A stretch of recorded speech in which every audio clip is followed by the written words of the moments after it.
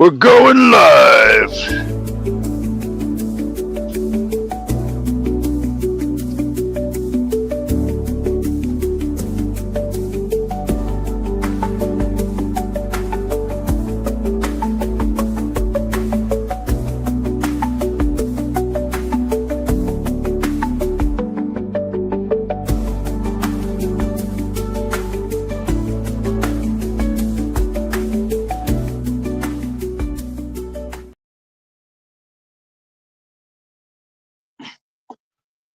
All right. All right. I am live. I'm live. Hooray. It actually worked. And this week, no more boomer tech. We are simulcasting on the Rumble channel as well. Interesting facts. The Rumble audience gets here sooner. They crank up the views faster than the YouTube audience, which is very lackadaisical. However, the YouTube audience still leads in smashing up the like button, so there is some asymmetry there. Nonetheless, anyway, as you can probably tell, we came down to see Uncle Donald again here in beautiful Dulles, Virginia, and we are on our way home on a very lovely, very mild spring evening. It's about 70 degrees Fahrenheit. And man, has there been so much stuff happening. I have no idea where to start with all of the happenings. And I was trying to remind myself on the way down here to remember all the stuff I wanted to talk about and all the stuff I wanted to say. And, you know, it's hard because my mind wanders. And, of course, I have to avoid crashing the fucking car. So those are two, and that's a lot of mental work for me at this point. Because I am almost a boomer. Not really a boomer, but I am almost a boomer. There's like Kanye West, our man Kanye, our man in the rap world, has released a song. You might not know this. I didn't know this. I thought it was a joke. Instagram showed me Nick Fuentes, and Nick Fuentes said, Kanye's singing a song about Hitler. I'm like, Kanye's not really singing a song about Hitler. Well, I was wrong.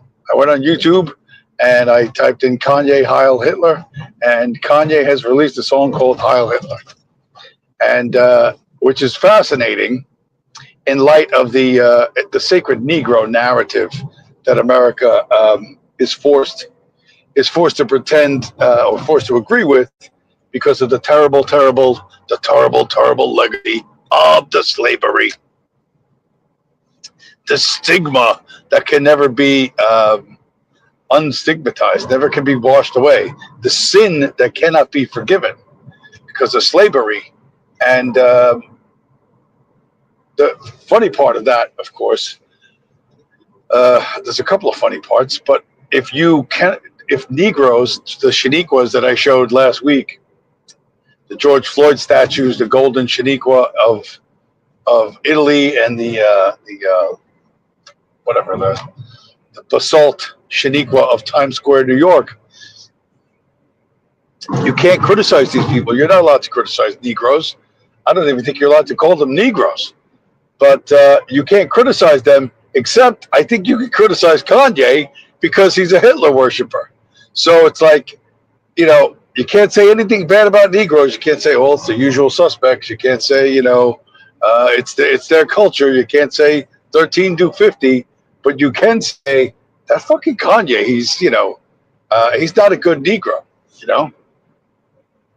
He's not at all the proper type of Negro, which is where's the proper type of Negro? Where is it? Here it is. Toby be good nigga for massa. Good nigga.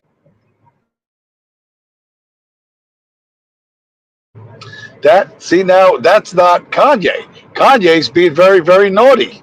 He's being naughty and he's getting out of control. And the one thing, this is not like Glenn Beck.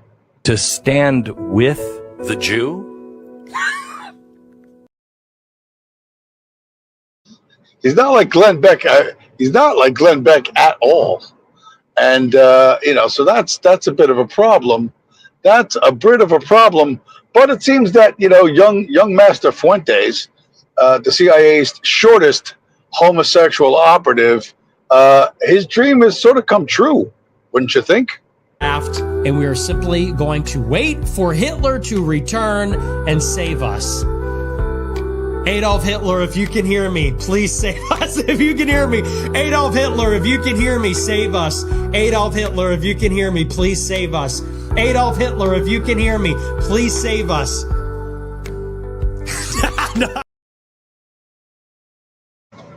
So what was once a joke is now in front of everybody. So a lot of fun and games, a lot of I don't know, rambunctiousness, a lot of tomfoolery, a lot of fuckery afoot. But the good news is, none of it means a great deal if you focus your mind on this fact that you do not want to work your entire life for a currency that another man can print for free. And the issue I have with everybody is this, and your political fairy tales, is I don't want to hear word fucking one about thing fucking one from anybody who's willing to work their entire life for a currency that another man can print for free. And you're willing to let your children do the same and your grandchildren do the same. That is the slave mentality that I reject. I wholeheartedly reject. I don't care what your religion is or what your politics are. I could care less. Once you understand, once you learn to see that you have worked your entire life for a currency that another man can print for free and another man controls the value of, if that does not cause something inside you to want to rebel, then I do not value your opinion at all. You're basically you're some kind of how am I going to say this? I'm halfway thinking of this joke. It's like OnlyFans detected, opinion neglected, or something like that. You're like an OnlyFans for the fucking Rothschilds. You're simping. You are simping for the central bankers, and literally your opinion. I don't give a fuck if your opinion on anything, on how much snow there is outside in the winter. I don't want to hear it. Not one word. Speaking of which, somebody who is really not that famous, or I guess he's about as famous as Nick Fuentes. That guy Sam Hyde, who was supposed to be a comedian, who was literally never funny. I don't care that he had a TV show briefly. I don't care that people think he's a comedian. He's not a comedian, and he's never said anything funny. I don't have the reel. I should have saved it, but it popped up on my Instagram, and I was so instantaneously repulsed by what he said that I scrolled right past it. And then after I shut the phone, I was like, "Oh shit! I could have used that as I could have used that as content."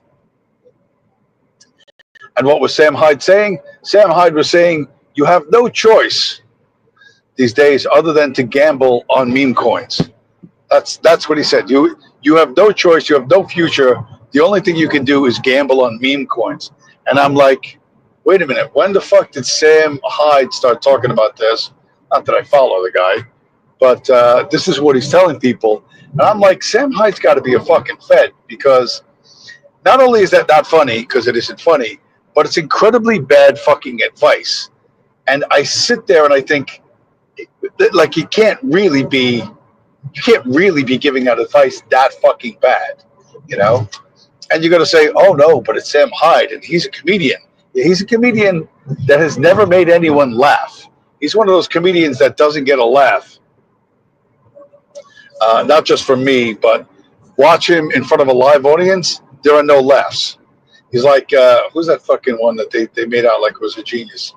The Jewish one from back in the day. Shit, I'm trying to think of the dude's name. He was a stand-up. He supposedly was a stand-up.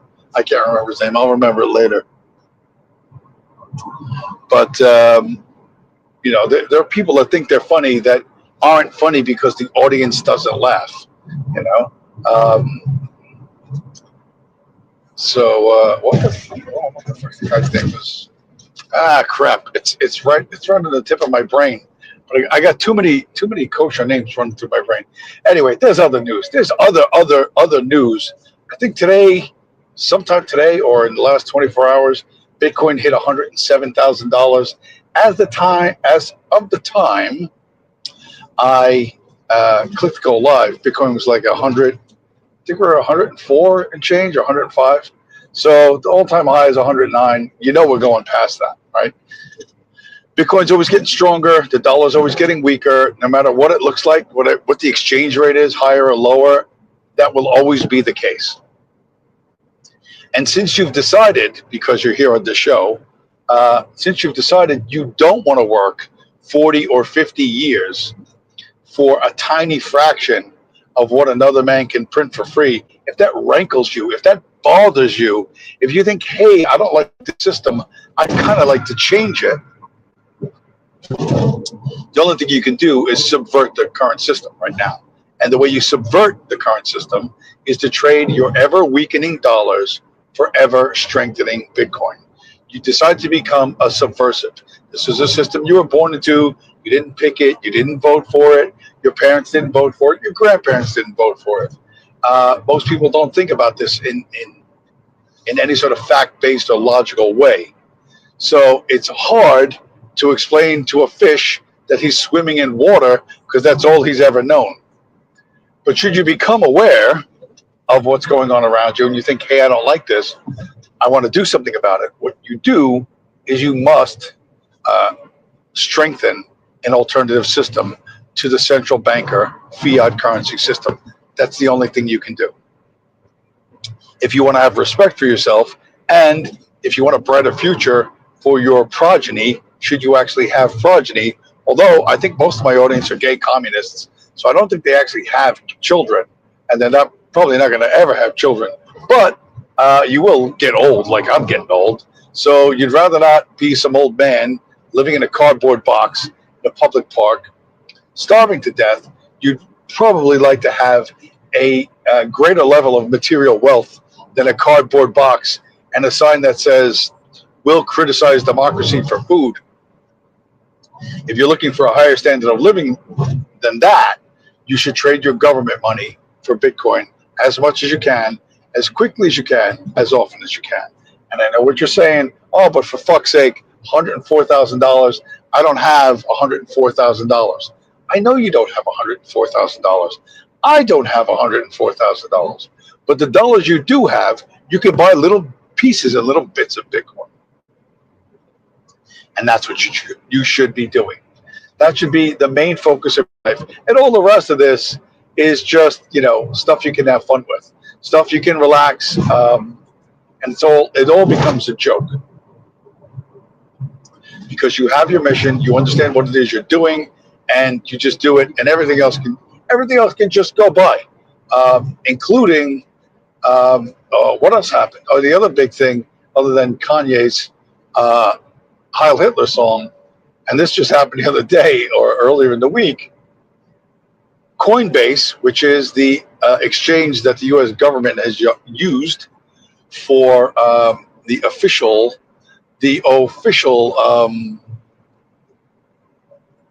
market maker for the price of Bitcoin, Coinbase got hacked. Where is it? Is this the one? Is this the one? Oh no, this was the other one. Well, before they got hacked, this happened. They finally added Bitcoin to their treasury. Coinbase, which I think started in 2011, was selling Bitcoin when it was $5 per Bitcoin. Bitcoin is now $105,000, and they never kept any for themselves, and they never hung on to any. They just sold them. And like I pointed out about Steve Mnuchin last week, you think there are smart people who understand all of this. They're not really that smart. They don't really understand that much. And they're doing pretty well in their current system. So they have no interest in an alternative. Now, 15 years in, right, 14 years after selling every Bitcoin they could get their hands on, Coinbase has decided, oh shit, this thing has gone up from $5 to $105,000. Maybe we should hang on to some for ourselves. And that guy there, the bold dude, is one, I can't remember what his name is, but they call him Goldilocks. So that's the story of Coinbase, but the current news of Coinbase is they got hacked. Now, did they actually get hacked? No. What happened was their overseas partners, Coinbase outside the United States, those entities have access to some customer information. And some organization targeted the individuals who worked at Coinbase, whatever, Europe, Coinbase, wherever, and asked for account information, which they couldn't get account information, but they could get your name, your phone number, and your address. And with that, they use what's called a social engineering attack, where they target you to get you to send your Bitcoin somewhere else. Oftentimes, they claim to be Coinbase customer support, and they say, your account's been compromised. You need to change your password. Go to this website, and it's a link to what looks like a Coinbase website, but is not. And put in your old password and change it to a new one. And so what you end up doing is you give your current password to what you think is Coinbase, but it's not. And then you change it to something else, but it's not, nothing's really changed. And they just take your password and they go into your Coinbase account and clean you out. And that's what they did to some dude to the tune of $330 million. Some of this money ended up in England. Some rappers were involved, some British rappers. I don't know what's going on with that. But Coinbase is going to have to repay all these people. Coinbase is going to make everyone who suffered from these social engineering attacks whole again. They're going to repay them everything that they lost, which is something like over $400 million. And even with this news, right before the weekend, Bitcoin went up to $107,000. So in the old days, the exchange got hacked would drive the price of Bitcoin down 90%. Today, it drove the price of Bitcoin up 3%. So the game, as they say, is changed radically. But Coinbase has to rearrange how they do business overseas, and all the standard, your information is all up for sale. That's everywhere. None of these, and everybody learns only afterwards. Nobody's smart enough to figure this out in advance. Although when I got scammed out of 5.86 Bitcoin, it was not an exchange. I had it in cold storage, and I still got scammed. And that 5.86 Bitcoin would be over like $500,000 now, which is gone, and I'll never get it back. Oh well. But the weak link in all of this, what you have to understand is you are the weak link. Someone finds a way to get in your head and get you to do something that you thought about it a little bit, you just wouldn't do. And you are the weak link. It isn't Bitcoin. It isn't this, or it's not the hardware wallet. It's you. And that's, of course, a big problem for a lot of people. And I say that because most people are fuck-ups, and really, most of their accomplishments are arranged for them by their parents or someone else. It's barely a real accomplishment, and they screw up and they point the finger at somebody else, and they're never one that's at fault, and they never have to learn, and they never have to improve. And that's just how people are, because they have a fairy tale about themselves, which is usually pretty flattering and pretty much a fairy tale, but like a super fairy tale. Where's the what the fuck is going on? Well, anyway, but so like I said, the point is, if you're sitting there and you say, well, I don't mind working my entire life for a currency that another man can print for free, then this is not the show for you. The reason why I do this the way I do it now is because it's occurred to me I'm not going to try and prove anything to anyone, right? I can't be bothered. I don't have the energy and I don't have the fucking time. And trying to win a game where the goalposts are always moving. They're like, well, I don't understand Bitcoin. Motherfucker, you don't understand how you digest food. That doesn't stop you from fucking eating every day.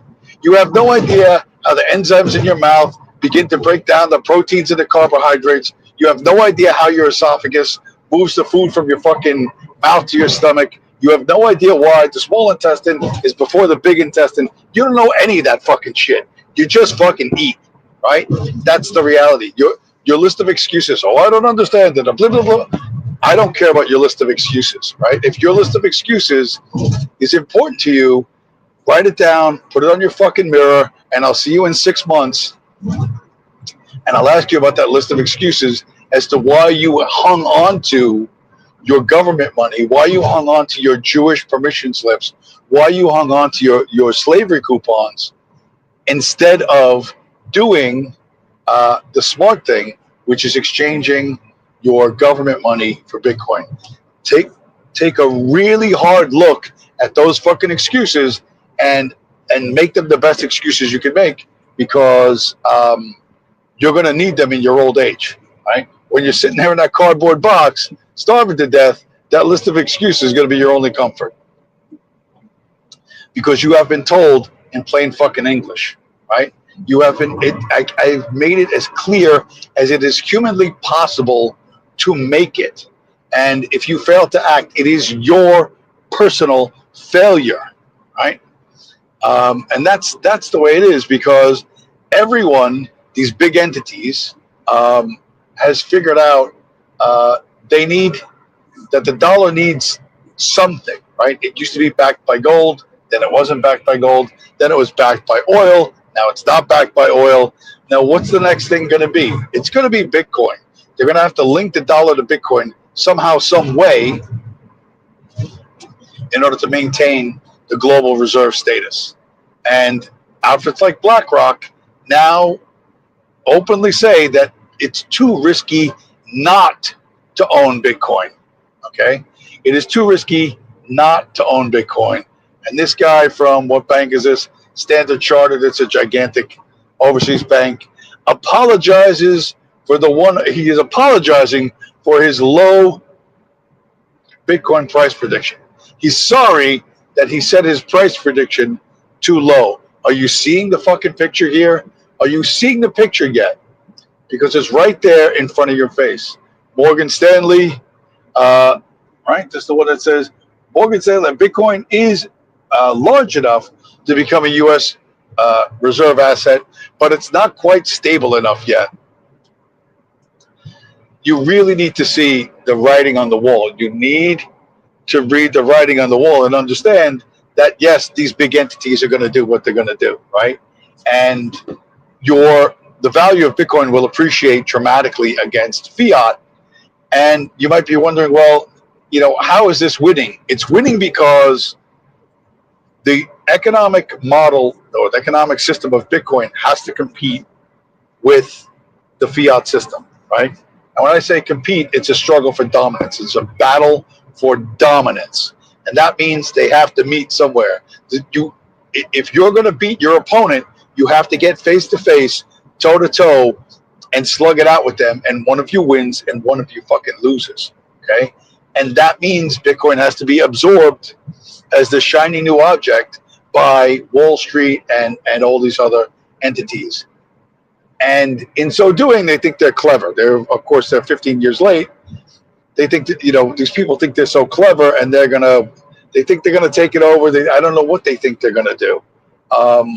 It's going to enhance their position materially in the fiat world. But what they're doing is they're opening the door to an economic system that will destroy the current economic system. And, Bitcoin grew up in the wild. Bitcoin grew up on the wild streets of the internet. You know what I mean? It had no one to protect it. And the early nerds who paid $10,000, or I'm sorry, 10,000 bitcoins for 2 pizzas, right? Those people, imagine being that guy. I don't think if you may want to get in the history books for something, but I don't think you want to get in the history books for being the dude that spent 10,000 bitcoins for 2 pizzas. That's probably not the entry you want in the history of humanity ledger. So, money has 4 stages. It's a collectible. It's a store of value. It's a medium of exchange, and then it's a unit of account. And those are the 4 stages. And that was gold and silver was a collectible. You just kings and pharaohs and whatever. They wore it as jewelry, and it was a display of wealth. It was not, a store of value until you realized, hey, the next king wants that, and the next king wants that.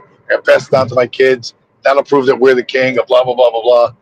And it's spent, I don't know how long, as a collectible before it became coins, right? I think the first gold coins were minted only like 680 BC. So, and then it became a medium of exchange. I'll give you this gold coin for whatever the hell fuck it is you got. And then it went from medium of exchange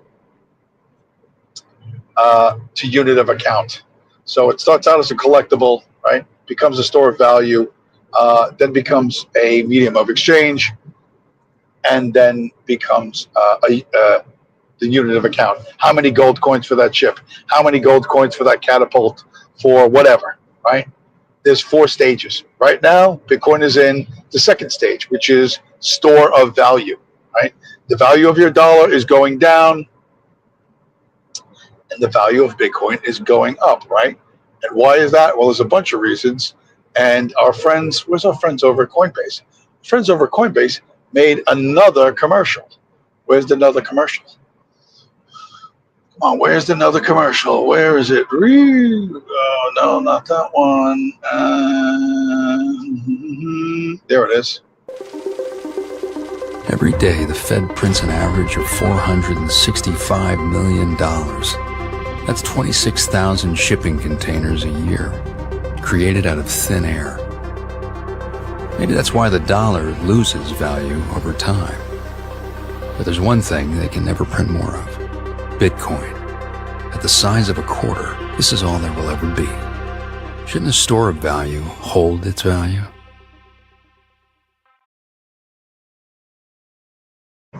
How plain English is that? They're saying the same exact thing I'm saying, but is anybody listening? Some people are listening. But anyone who's doing well in the current system, they're not that interested. They're really just not that interested. And there's a couple few, because of the shit corners and a bunch of other things. Where is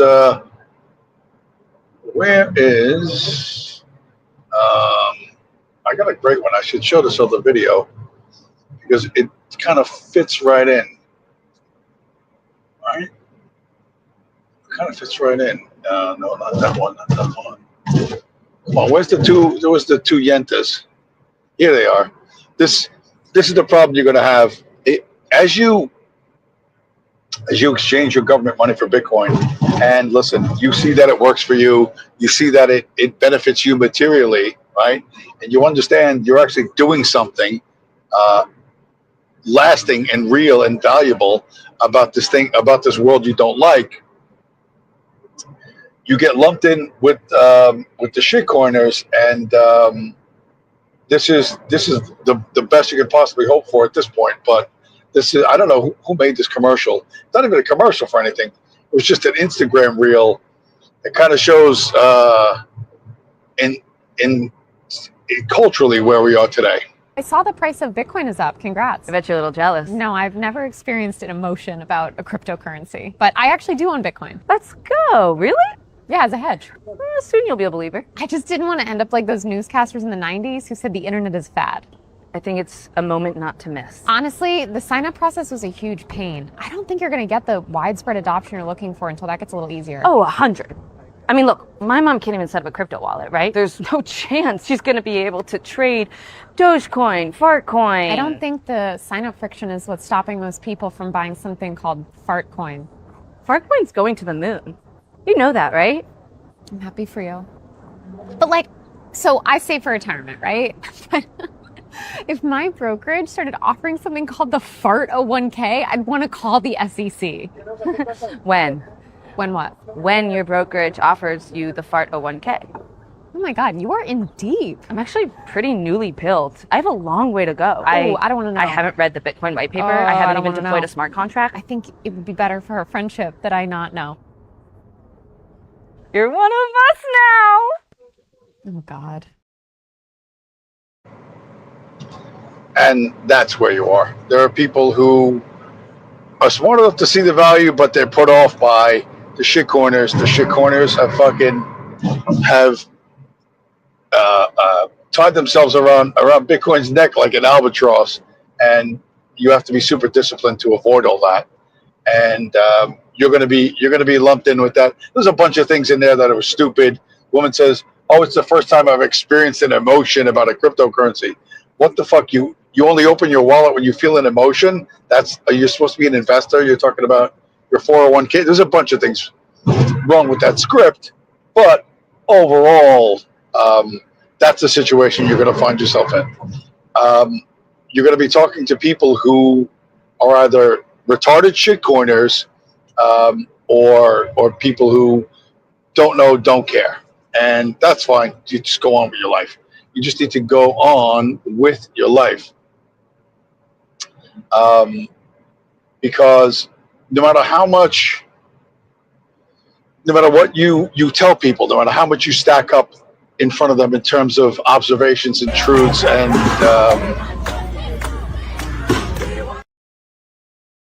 God damn it, I hit that by accident. I did that by accident. They're not going to listen, and that's why you leave them behind. That's why you make content for the people who get it, and everyone else, and have fun staying poor. That's all you can do is just look at them and go, well, have fun staying poor, and that's that. So here's the story on Coinbase. Facing a loss of up to $400 million from this hack. So, and not that I'm crying about that, but this is not, like I said, when Mt. Gox got hacked in like 2013, the price of Bitcoin went from $1,000 to $100. When Coinbase got hacked for 10 times that amount, the price of Bitcoin went from 103,000 to 107,000. It's very much a different world, because people who understand some stuff about money are understanding that they need something different, because there's a lot of shenanigans going on. This was from CBS News. Why is the Fed quietly buying up billions of bonds and hoping nobody notices? So the Federal Reserve is buying up. Where is it? They're basically doing QE. They're buying. Oh no, wait, that's the other. That's another one. That's not another one. This is another one. Yeah, the one with the numbers, James, but the one with the numbers. They're buying how many billions? 40, 50 billion dollars of long bonds. These are the bonds that they say everybody loves and everybody wants, but nobody loves and nobody wants. These are like 30-year bonds, because I don't think America's gonna be. They might not be in America 30 years from now. Not anything we would recognize as America. So the idea that you're going to give this government entity a bunch of cash and hope that 30 years from now you'll get that cash back, I think is, none of the finance professionals are believing it, and they've all noticed that the Fed is buying its own bonds, or buying bonds from the Treasury, and that's influencing the bond market to look better. But we're just literally buying our own fucking bonds. So that's that's happening. And what else is going on? Come on, guys, I got to get over here. And then I got to get over. I have no idea why so many people. There's some weird phenomenon with these people with the fucking high beams on. It used to be. I used to see one every like 1,000 cars. Now it's like one every 10 cars. These are like young people with good eyes, and they're still fucking up a whole bunch of shit. I don't know. It just irritates me to no end. What was I talking about? Yeah. So listen, the Fed's basically doing QE again, unofficially by buying those bonds, to make things appear better than they are. And I'm going around the left-hand corner. And what is this? I don't know what this is. This is a bit hodgepodge here because of a bunch of reasons. Oh yeah, Arizona. Arizona, which some people promoted a Bitcoin reserve bill, that's been killed. So Arizona can have fun staying poor. But here's the thing about political adoption by states, whatever. Once more and more of these Wall Street actors get in, and of course drive the price higher and higher, the states will eventually get involved if they want to continue to exist. But it's just going to cost them a whole lot more. It's going to cost them a whole lot more fiat than they think. What is this? Oh yeah, and then somehow the Treasury Department borrowed an extra $514 billion. I guess this is off budget somehow. I'm not even sure. They needed an extra $514 billion because they didn't have as much cash as they thought they were going to have because the first 3 months of the year was in recession. So they just borrowed another $514 billion, which I guess is off budget. Somehow, some way is off budget. Oh shit! Now I remember what I was going to call this fucking. God damn it! I had a title for tonight's fucking stream, and I fucked it up. I just called it the Sunday Night Chill Stream. It should be the Tower of Basel, Basel. And so we're going to talk about that. We're going to talk about that because that is super important. This is a longer video. Tucker Carlson and some woman who is an American patriot. I don't know her name. Not sure if her name's going to appear on screen, but in order to understand why I say we're at war, at least I'm at war, and that if you are comfortable with working an entire lifetime for what another man can print for free, then again, none of this content is for you. You shouldn't be here. You should be somewhere else. But if you want a general idea, and this is not a deep dive, but you want a general idea of how big the problem is and why it is more serious than anything you've ever undertaken in your entire life, well then you need to watch this video. The BIS is the Bank of International Settlements, and it's the central bank of central banks. Where is that located? It's in Basel, Switzerland, and it has 63 of the most powerful central banks as its members, and the New York Fed and the Fed are both shareholders. They became shareholders in 1994. In one sentence, what's the purpose of the Bank of International Settlements? Okay, so there are two things you need to know about the Bank of International Settlements. I'm not sure my brain's big enough for this, but keep going. It is. Okay. It has sovereign immunity. What does that mean? It's above the law. It's its own country. Right. It's its own country. It has its own police force. And essentially, other than one of its staff being in a car accident or, minor things, no one has the legal authority to move against it. Okay, and it's sovereign immunity. That's number one. Number two, it can move money and hold it on its on its balance sheet and manage money secretly. So if I want to, I'm grossly oversimplifying, if I want to steal 21 trillion from the U.S. government and park it on the balance sheet of the BIS, it can move it anywhere in the world and it can keep it on its balance sheet secretly. Why would there be an organization? But first of all, where does its power? Like, who empowered it to have sovereign immunity and the right? It was created after World War One, and sort of collected its powers and got going in the 30s. And it was created in theory to manage the reparations of the German government. But if you read the real history, it was because the Bank of England and the central bankers wanted an entity that had sovereign immunity. They wanted to be able to move money secretly. So, for example, if you look at what happened during World War II and all the money that was moving back and forth between the Germans and Americans, you know, Dulles was over in Switzerland helping to manage all these transfers back and forth. So there's a wonderful book called The Tower of Basel by a wonderful Hungarian journalist where he documents and describes the whole history of the Bank of International Settlements. And if you want to understand power in this world, understanding how the Bank of International Settlements and the plumbing of the central banking system works is very, very important. Okay, so the Bank of International Settlements, the BIS, is the central bank of all central banks, and the New York Fed and the Fed is part of it officially in the early '90s. But yeah, that's kind of a big deal. And the guy wrote a book called The Tower of Basel, a little play on the biblical term, the Tower of Babel.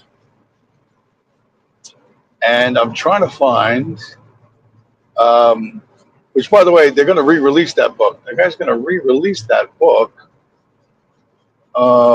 soon with some stuff on. I just fucking had that. No, not that one, not that one, not that one. Not the Coinbase one.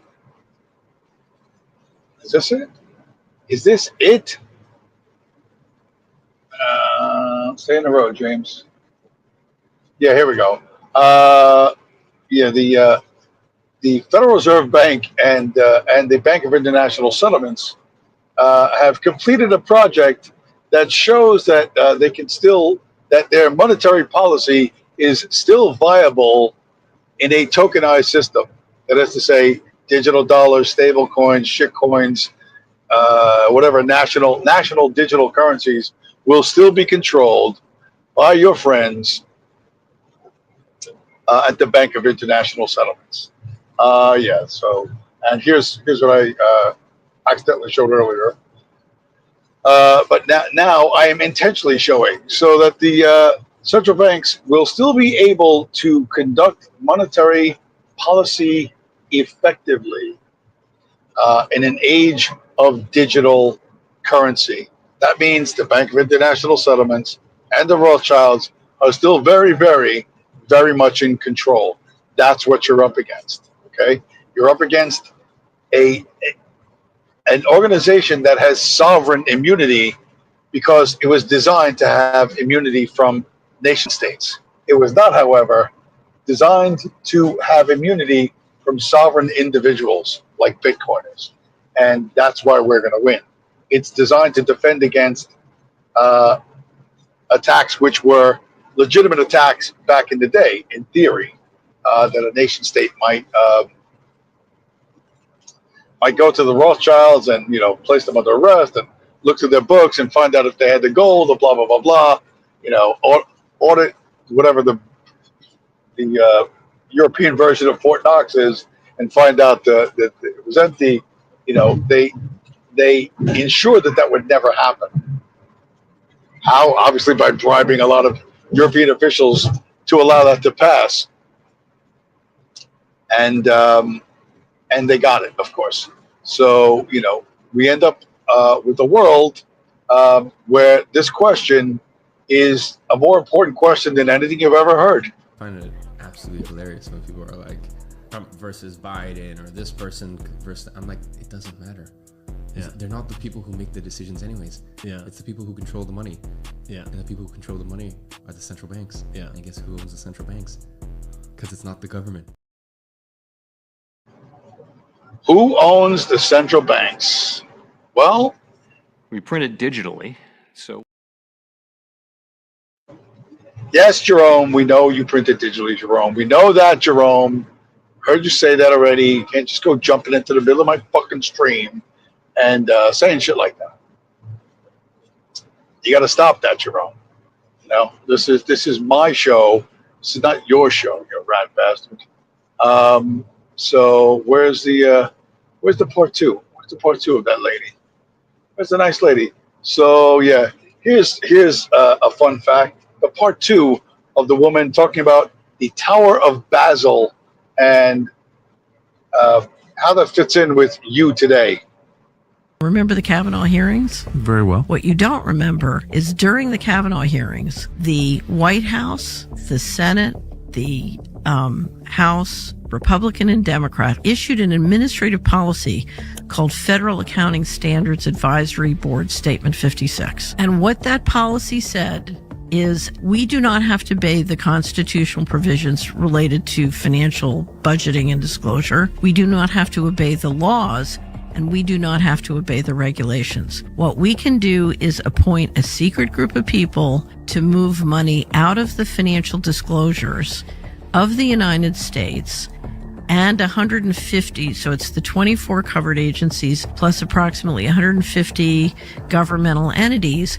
And when you throw in the classification laws and the national security laws, it also applies to the big banks and contractors working for the U.S. government.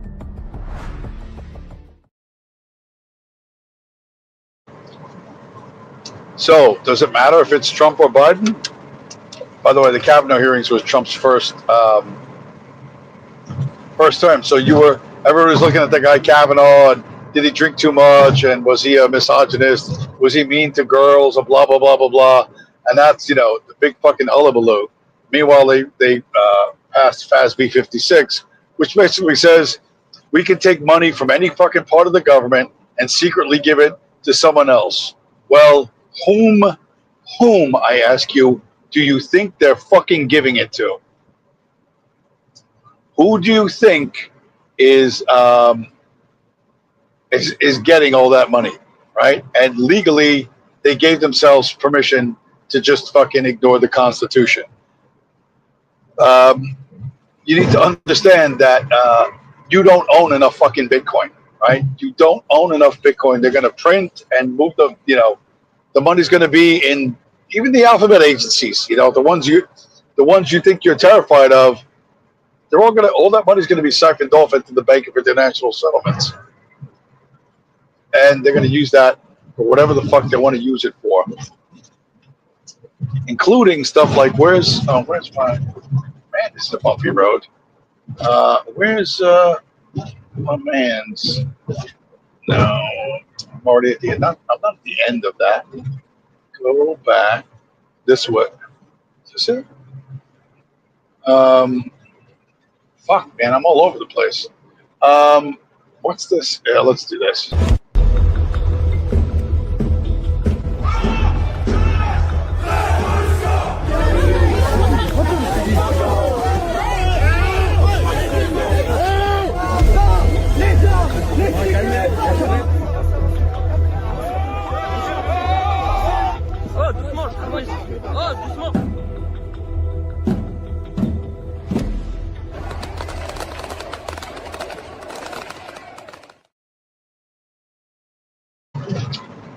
So that's somewhere in Europe.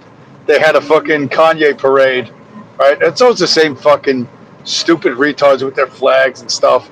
Half the guys have fucking masks. Those are the cops, and half the guys don't have masks, and those are the useful fucking idiots. But you want to finance the national security state or the security state, and that's the obvious stuff that you're going to see. This secret money is going to be used for a lot of other things you aren't going to see. Including some sharp-eyed observer picked this up recently in New York City.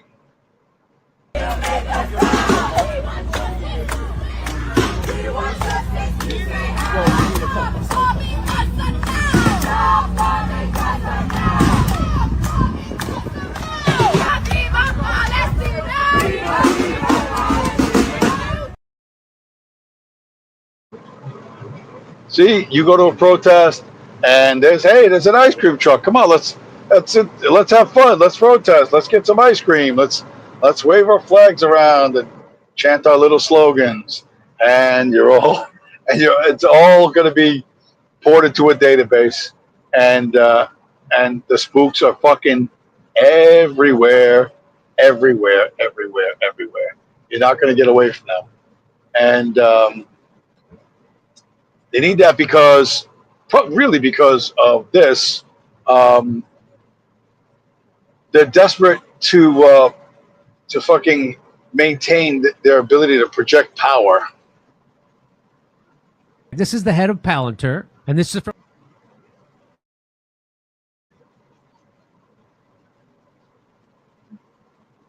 This is the head of Palantir, and this is from about a year ago, and he's going to tell you why this is the most important essential fight, because they can't lose the narrative around Israel-Gaza, and this is what he said. I think is a often overlooked part of this battle is we kind of just think these things that are happening across college campuses especially are like a sideshow. No, they are the show. Because if we lose the intellectual debate, you will not be able to deploy any army in the West ever. This is not a sideshow, what's happening at these colleges, these college protests. They are the show, because if we lose control of the narrative, we'll never be able to deploy an army in the West ever again. When he says we, he means the globalists and the international security state and the military-industrial complex, the people who actually run the world. So that's that comedian Jimmy Dore. When he said, he doesn't say Jews. I don't know if he's a Jew or not, but yeah, that's kind of a big deal. That's why the NYPD is spying on you with fake ice cream trucks and feeding that into God knows how many databases.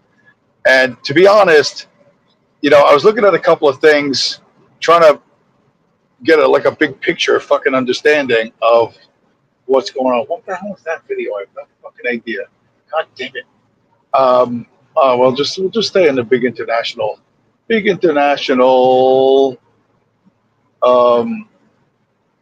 stage. But I don't think there was a bunch of shit floating around. Oh, how Trump is done with Netanyahu and he's angry at the Jews and he's not taking their phone calls or whatever. Blah blah blah blah blah. And we're winning this, we're winning that. We ain't fucking winning nothing, by the way. The battle hasn't even fucking started, at least not from our side. But the thing with Iran, Trump is trying to talk to Iran.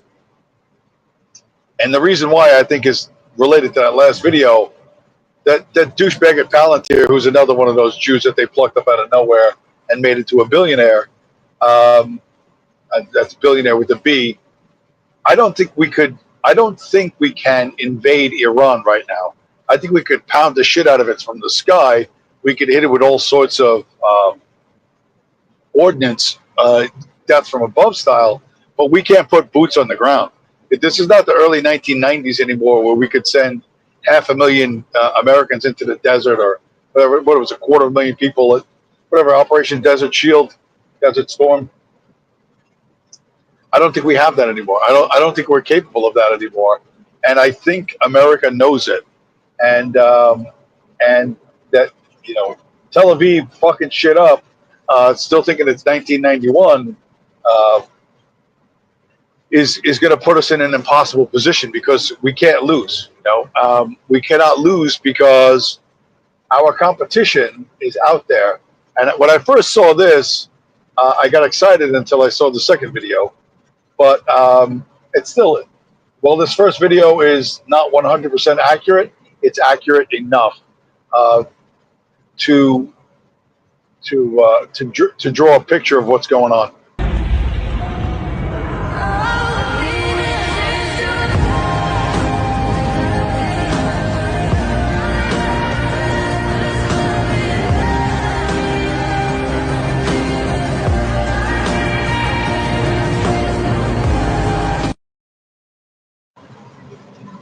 Now that's a super, super interesting video.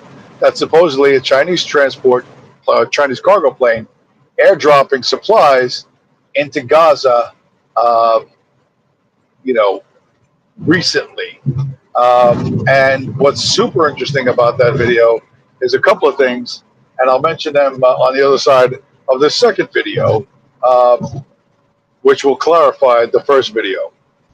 It's partially fake news since the Hughes aircraft dropping aid to Gaza video going viral on TikTok. I searched on Chinese government media.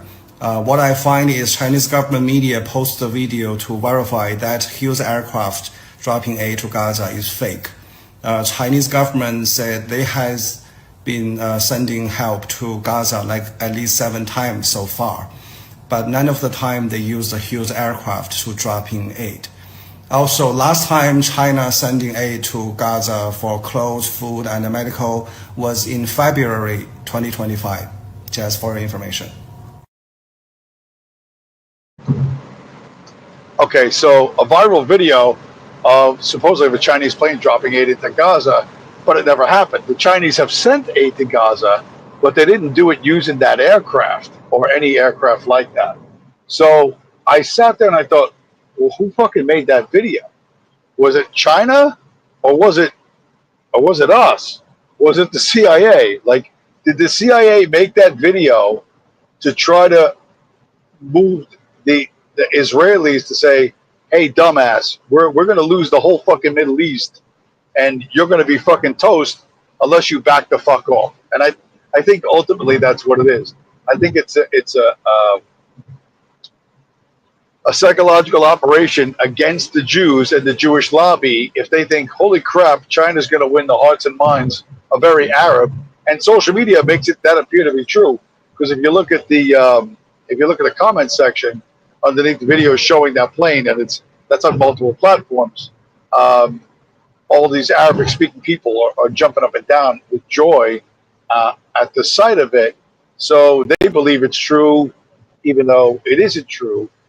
Again, like that Chinese guy says, China has sent aid to Gaza, but they didn't do it with that plane. And that plane airdropping aid to starving people, that's a huge narrative. That's like a Cold War thing. We used to do that when we flew over communist countries back in the day, right? To airdrop supplies to a beleaguered population. That's a hell of a storyline, and it's a very powerful storyline. Tugs at people's heartstrings, and I think that we did that in order to get fucking Tel Aviv to back the fuck off. Which also probably proves that the fucking Jews have no idea what's really going on anyway. But I thought that was super interesting. That one, that video pops up, and two, that Chinese dude semi-debunks it. That was really, really interesting. All right, so what is this? I got a minute-long video. I have no idea what the fuck it is. I'm just going to click on the video and tell you what I think about it on the other side. You ever wonder who really wins at war? It's not America, Russia, or Europe. It's the bankers. It's always the bankers. Every bomb, bullet, and battleship comes with a price tag, like $900,000 for this missile. And when they run out of tax dollars, guess who bankrolls both sides? The Morgans, the Warburgs, the Rothschilds. They financed both Napoleon and his enemies. When he caught on 15 years too late, he said, when a government depends on bankers, it's the bankers who control the state. Andrew Jackson fought to kill the first attempt at central banking in the US, calling them all a den of vipers. They responded with 2 assassination attempts. Sound familiar? And today, just look at Ukraine. BlackRock, JP Morgan Chase, and Rothschilds & Co. all lining up for reconstruction deals and loans. The same banks that issue your mortgage, manage your pension, and control the system you use daily. You want to fight back? Store your time in something they can't print, seize, or control. A ledger that answers to no one. There we go. That's my man, my Canadian Bitcoin bro. I don't know. I have no idea what I titled that, but I could only see like 2 letters of the title, so I have no idea what it was. Yeah, we're the only ones talking about this, and everyone else is a worthless. That's the bottom line. And so, you can talk about changing which scumbags have the keys to the fucking money printer, but at the end of the day, you're still working your entire life for something that another man can print for free. And if you think that that if you take out the Jews and put in a different group, that's somehow magically going to solve all your problems, well, you're even dumber than you look. You might as well join in the Kanye parade and go buy an ice cream cone from the NYPD. What's that? Yeah. So with that, oh, look at it. We're coming right up on an hour. We're coming up on an hour. This is exciting. We got who's here? Virgil Doc Purple Heart. Welcome to the show, sir. Is anybody else here? No, just Virgil Doc. Man, this guy's like my lone viewer, even though that's probably not true. I'm guessing the Rumble people are coming in big numbers, but I don't think they can. No, I can't see what I don't think they posted in the chat over there. But yeah, this is where you are, right? You can spend your time supporting the current economic regime, or you can subvert it, and the people that if they're close members of your family, give them a hug and a kiss and go on your fucking way and do what you need to do, because you're the ultimate cuck if you're allowing yourself, your children, your grandchildren, your mother, father, brother, sister, your wife, everyone to be robbed. Okay, if you're just content with allowing yourself to be robbed, you are the ultimate cuck. You are spineless, and you are unworthy of the name, to carry the name of your ancestors. How's that? So do something about it, right? Do something peacefully and legally to end their power for fucking ever, all right? You don't have to understand all of it, just like you don't understand how your body digests food, but fuck if you didn't have breakfast this morning, right? Just do it and understand it, piece by piece. As you go along, you're going to have to build your understanding literally as you go along, because that's really what I did. I suspect that's what a lot of other people have done. The other thing that is super critical, of course, smash up the like button. Now, you Rumble people, I'm sure you're going to rack up the views like crazy. There's like 18 or 19 of you. I think last week it was like neck and neck between YouTube and Rumble. 19 viewers on each website. But the Rumble people not smashing up the like button. So you need to take that extra step, Rumble bros, and smash up the like button. Because I don't care. There's a guy you can't see in the chat that you can't see named Virgil Doc, and I guarantee you he has smashed up the like button. That is something I can absolutely guarantee you as I enter tube number 3 of the Fort McHenry Tunnel. And it looks like I'm going really fast. I'm not really going that fast. Yeah, but now this is actually kind of a cool look. This would be cool if I could do this the whole ride back, but I don't think I'm going to be able to do that. This would be a great background thing. Unfortunately, I am too boomer tech to record this on a loop, although I probably should. Anyway, listen, you and Kanye and your buddies have fun. Hey, I'm tripping, I'm sliding, I'm riding through the back like fuck. Must have on a beat, bro, deep, Come on, dudes.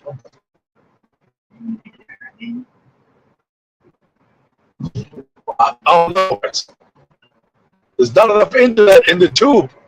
Oh, I thought the internet was a tube. Hey, I'm tripping, I'm sliding, I'm riding through the back like fuck. Must have on a beat, bro, deep, in rap. He a freak though, man down, call like ambulance, tell him breathe.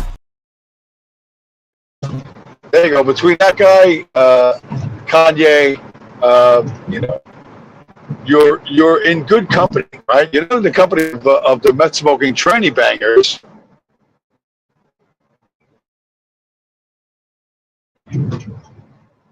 Hello, best smoking tranny banger. Come on. I'd love to go to Israel. I mean, how historical is that? But I just can't deal with the Alex Jones is, going to Israel to get his orders or whatever. It's just like, I mean, I would love to touch the Wailing Wall. Yeah, you would love to touch the Wailing Wall and smoke some meth with your transgender prostitutes. Listen, understand it's all a fucking joke, man. It's all a joke. You have a very clear path to follow if you choose to follow it. If you want to be a cuck, if you want to, hope that you live, that the slavery coupons in your bank account or in your wallet or underneath your bed in a shoebox will have enough value to keep you out of a cardboard box in the future, great. Best of luck. I hope your faith is rewarded, but that is as unlikely as anything. Oh, that was the other thing. The Czech Republic. I did not know this. The Czech Republic has had 7 different currencies in the last 140 years. So, like about every 20 years, the Czech Republic has to come up with new money because they've run it to fucking zero. Hopefully somebody gives me some better content on that other than just that little factoid. But understand, listen, every place is Weimar. Every place now is Zimbabwe. Every place is Venezuela. You cannot trust other human beings with the keys to the money printer. And you thinking that the scumbags, that repeat the fairy tales you like to fucking hear, if you just give them the keys to the money printer, then all the problems we solve. You're beyond fucking naive. You're beyond fucking childish. And your opinion literally does not count. Okay, and will never count. So do what you can, as often as you can, to subvert this current system. And listen, it's going to work out for you. It's going to work out to your material benefit. Assuming you don't get, socially engineered. You don't answer some Coinbase support email and send somebody your password. Don't do that. I would say don't do that. But other than that, is that everything? I think that's everything. Looks like everything. What is this one? Fun rule. Hold on. Times Square. Grounded in the Stars is about trying to communicate those dreams and communicate those inner world. Times Square. Grounded in the Stars is about.